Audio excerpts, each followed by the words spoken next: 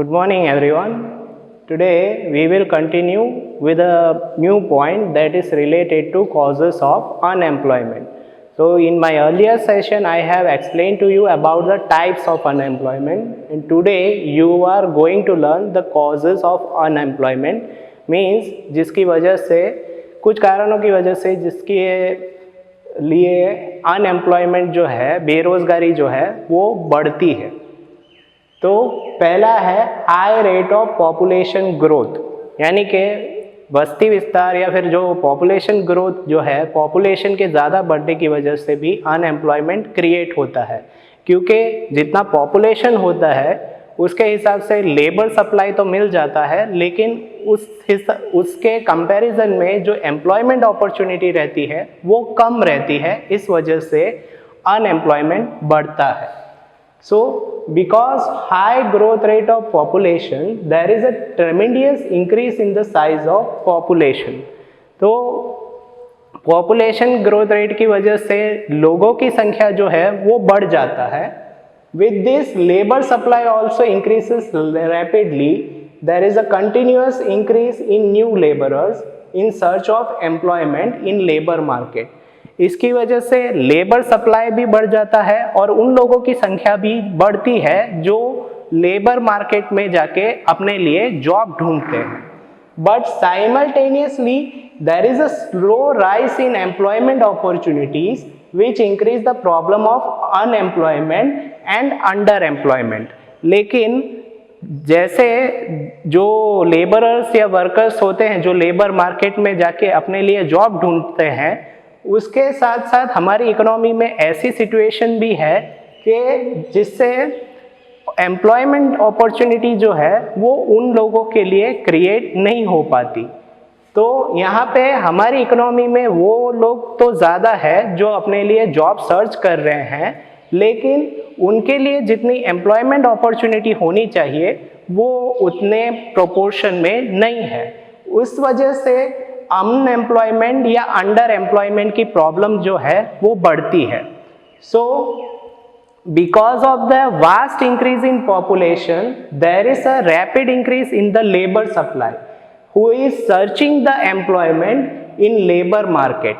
तो ज़्यादा पॉपुलेशन होने की वजह से लेबर सप्लाई तो है और वो ऐसे लेबर्स भी फाइंड आउट आप कर सकते हो जो अपने लिए लेबर मार्केट में जॉब फाइंड आउट कर रहे हैं. लेकिन यहाँ उसके साथ ही there is a slow rise of employment opportunities in our economy. लेकिन उसके साथ एम्प्लॉयमेंट जो अपॉर्चुनिटी जितनी उनके लिए होनी चाहिए वो हमारी इकोनॉमी में उतना नहीं है.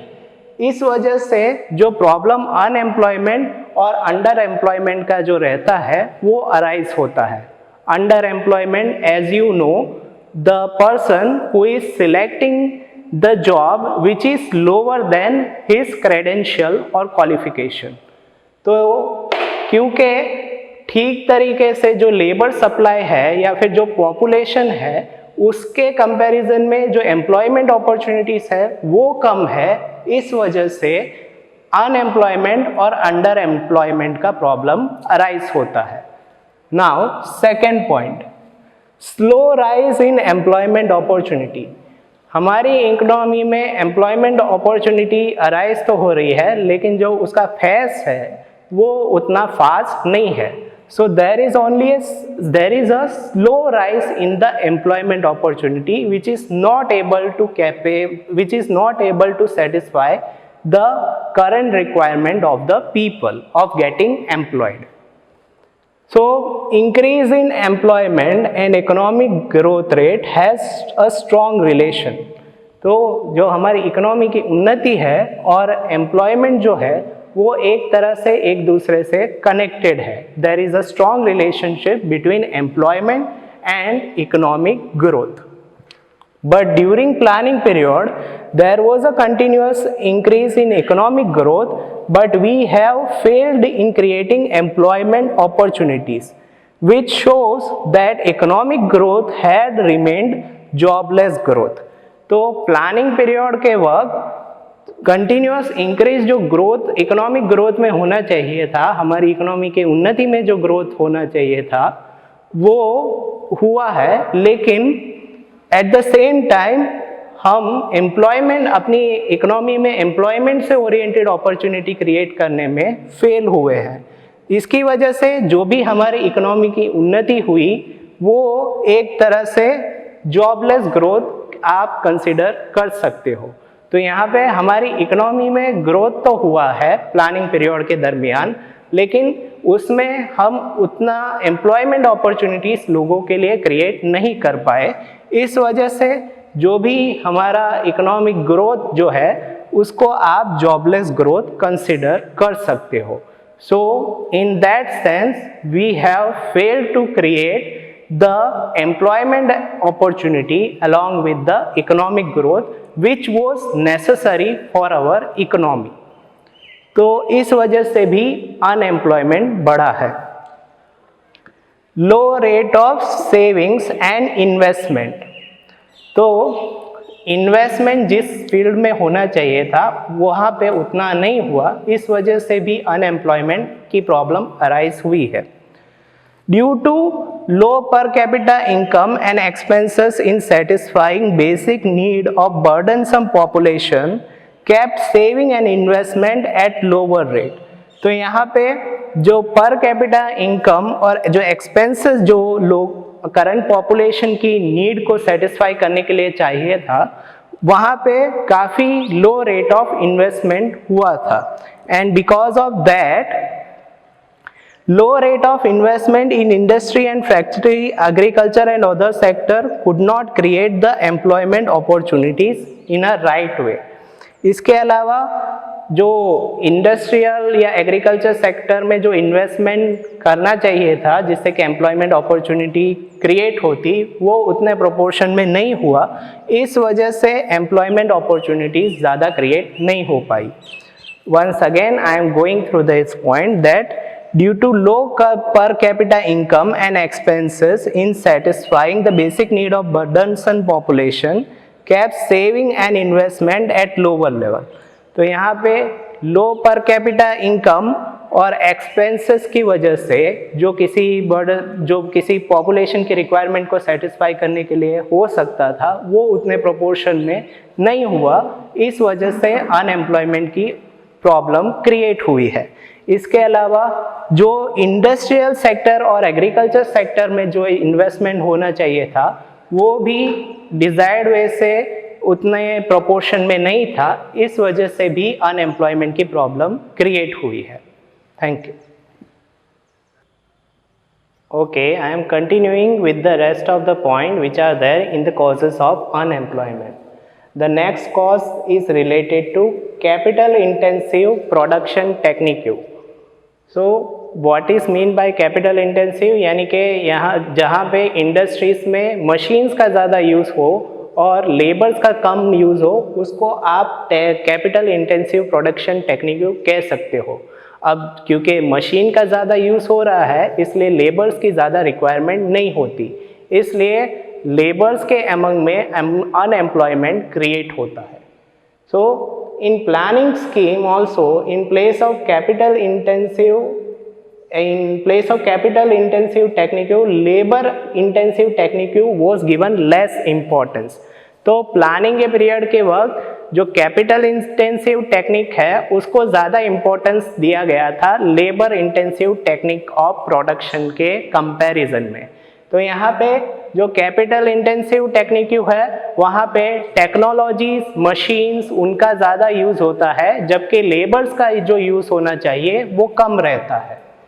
In agriculture and industries mechanization was adopted which increased employment at slow rate। तो एग्रीकल्चर सेक्टर और इंडस्ट्रियल सेक्टर्स में मैकेनाइजेशन और टेक्नोलॉजीज का यूज़ ज़्यादा हुआ, यानी मशीन्स और टेक्नोलॉजीज का यूज़ जो है वो ज़्यादा हुआ, जिससे कि एम्प्लॉयमेंट अपॉर्चुनिटीज़ जो लेबर्स या किसी वर्कर्स के लिए क्रिएट होनी चाहिए थी वो स्लो रेट पे यानी कि वो धीमी गति से क्रिएट हुई, और you can say it have slow down यानी कि वो मंद पड़ गई थी। Other than that railway, irrigation, road construction and public sector of the state also uses capital intensive technique. इसके इंडस्ट्री और एग्रीकल्चर सेक्टर्स के अलावा पब्लिक सेक्टर जो रेलवे, इरिगेशन, रोड और कंस्ट्रक्शन से कनेक्टेड है, वहाँ पे भी कैपिटल इंटेंसिव टेक्निक का ज़्यादा यूज़ होने लगा, जिससे कि जो वर्कर्स और लेबर्स की जो रिक्वायरमेंट है वो कम होने लगी और इस वजह से वर्कर्स और लेबर्स में अनएम्प्लॉयमेंट की प्रॉब्लम क्रिएट हुई। As a result unemployment problem become acute, यानी कि इस वजह से अनएम्प्लॉयमेंट प्रॉब्लम जो लेबर्स और वर्कर्स का जो पहले से था वो वैसे का वैसा ही रहा। Now lack of vocational education in India, one reason of high educational unemployment is ineffective education system.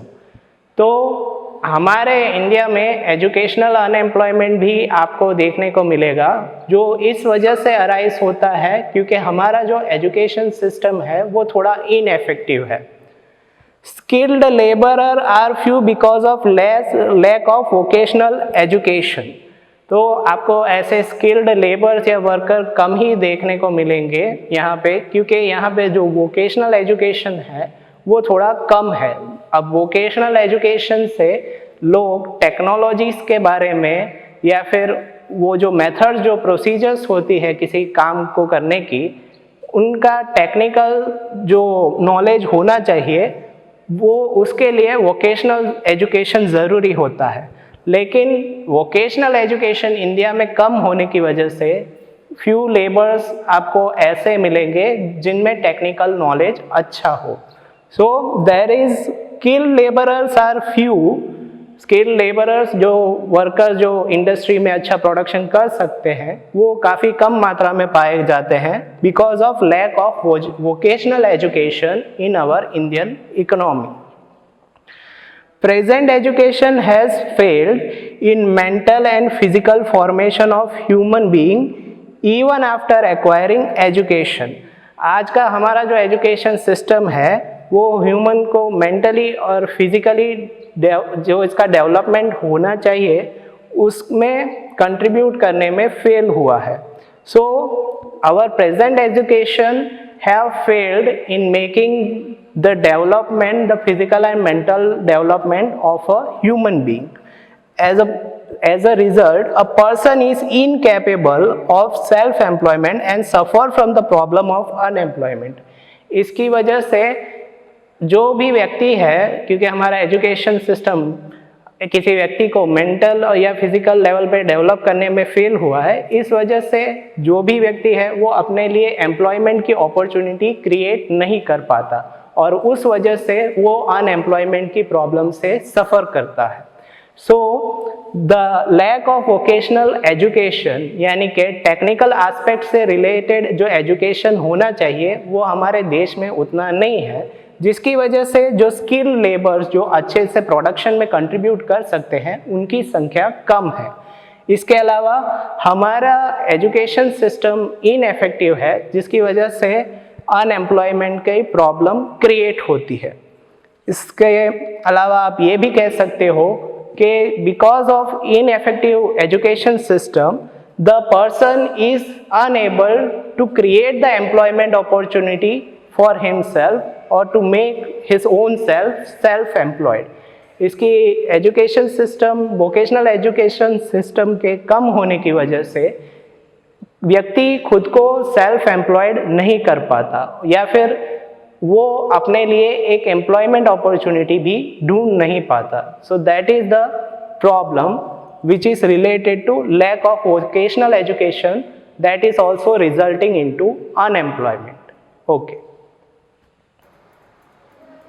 Hello everyone, we will continue with the rest of the point which are related to the causes of unemployment in economics. So lack of manpower planning, जो manpower planning जो हमारे education system में होना चाहिए वो वैसा नहीं दिख रहा, so that is also leading to unemployment. Human resource planning is not found in education system.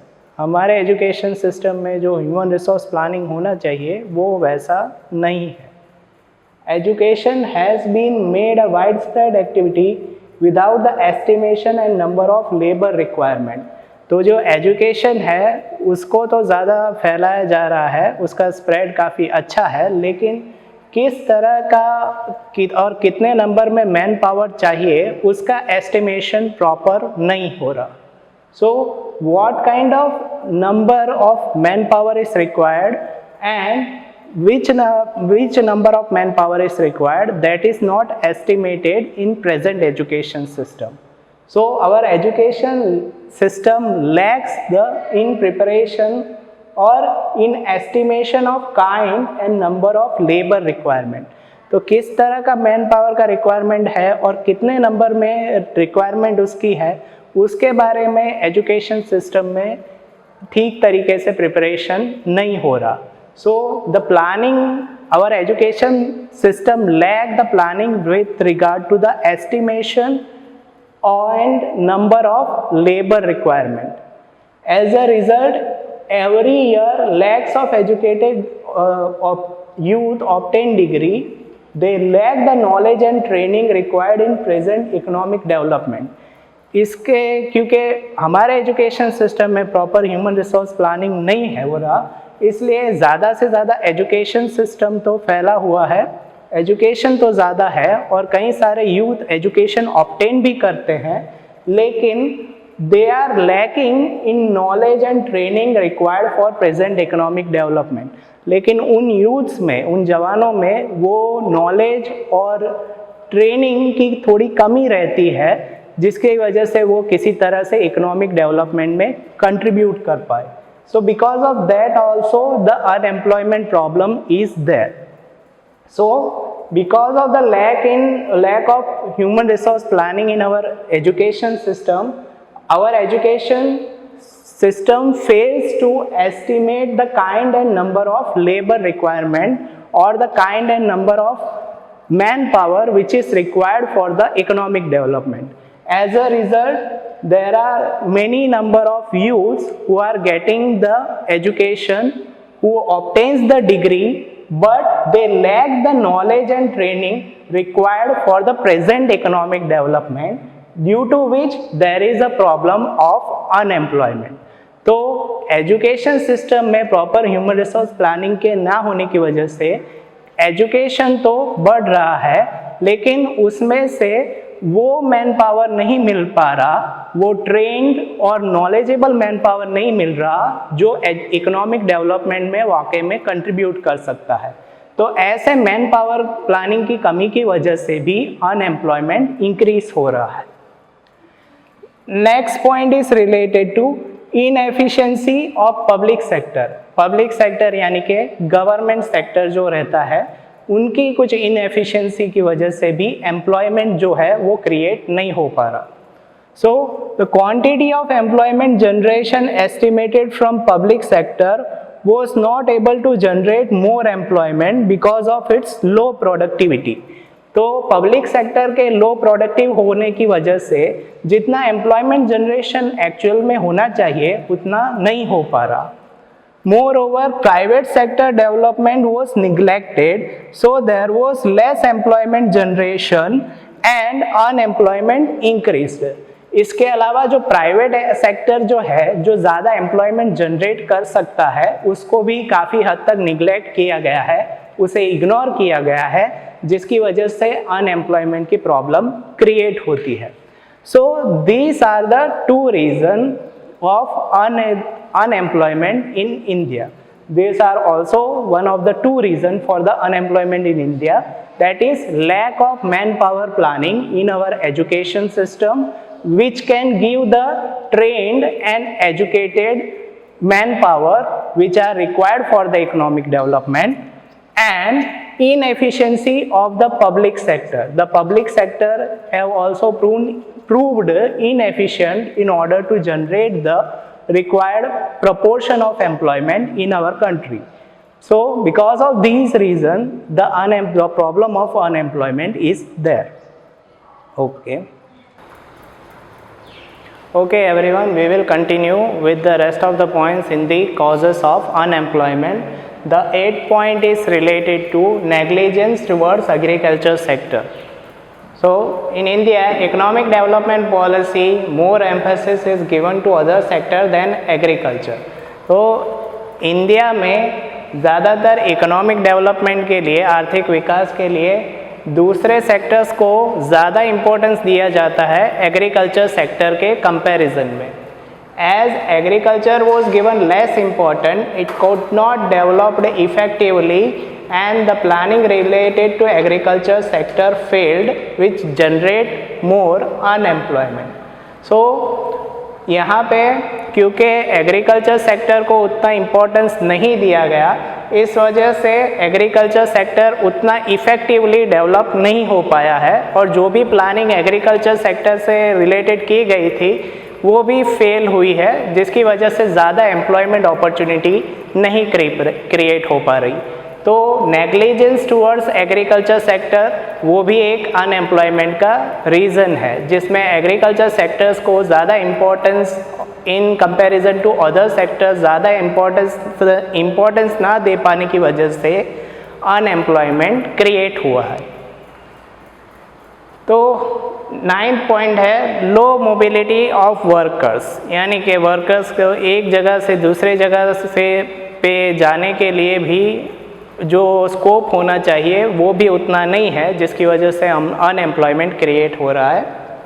In India due to social reason, family reason, language, religion, casteism, culture, lack of information, lack of transportation facility and problem of housing are few reasons which increase the problem of unemployment. तो यहाँ पे जो workers या labour का जो mobility होना चाहिए हमारे कंट्री में वो उतना नहीं है. उसके पीछे कई सारे रीजंस है, जैसे कि कुछ सामाजिक रीज़न है, कुछ सोशल रीजंस है, फैमिली रिलेटेड रीजंस है, लैंग्वेजेस से रिलेटेड प्रॉब्लम की वजह से लैक ऑफ मोबिलिटी हो रहा है, या रिलीजियन, कैस्टिज्म, कल्चर और इंफॉर्मेशन की कमी की वजह से भी मोबिलिटी ऑफ लेबर्स या मोबिलिटी ऑफ वर्कर्स जो है वो अफेक्ट होता है. So lack of transportation facility or problems of housing are affecting the mobility of labor adversely, and because of that the problem of unemployment is increasing. इन सभी reasons की वजह से जो मोबिलिटी, जो लेबर का एक जगह से दूसरी जगह ट्रांसपोर्ट होना चाहिए ठीक तरीके से, वो नहीं हो पा रहा, जिसकी वजह से अनएम्प्लॉयमेंट की प्रॉब्लम इंक्रीज हो रही है अमंग द लेबरर्स और workers. Now next point is related to lack of infrastructural facility. तो इंफ्रास्ट्रक्चरल फैसिलिटी जो है वो road construction, electricity, water supply, इन सब से जुड़ी हुई फैसिलिटी है. In rural area for industry there are availability of labourers who can work at low wages and easy availability for raw materials for agro based industries. तो India में यानी rural areas में, इंडिया के अंदर rural areas में availabilities तो है labourers की जो लो वेज रेट पे काम कर सकते हैं, और इसके अलावा रॉ मटेरियल्स का भी अवेलेबिलिटी है एग्रो बेस्ड इंडस्ट्री यानी कि एग्रीकल्चर ओरिएंटेड इंडस्ट्रीज़ के लिए. लेकिन यहाँ पे due to lack of electricity, proper road, health, education facility, unemployment exist in rural areas. तो लेबरर और रॉ मटेरियल्स की अवेलेबिलिटी होने के बावजूद यहाँ पे अनएम्प्लॉयमेंट है, क्योंकि यहाँ पे प्रॉपर इंफ्रास्ट्रक्चरल फैसिलिटी अवेलेबल नहीं है रूरल एरियाज़ में. इंफ्रास्ट्रक्चरल फैसिलिटी जो इलेक्ट्रिसिटी, रोड्स, हेल्थ और एजुकेशन फैसिलिटी से जुड़ी हुई है, इसकी कमी की वजह से हमारे रूरल एरियाज़ में अनएम्प्लॉयमेंट की प्रॉब्लम अराइज होती है. ओके.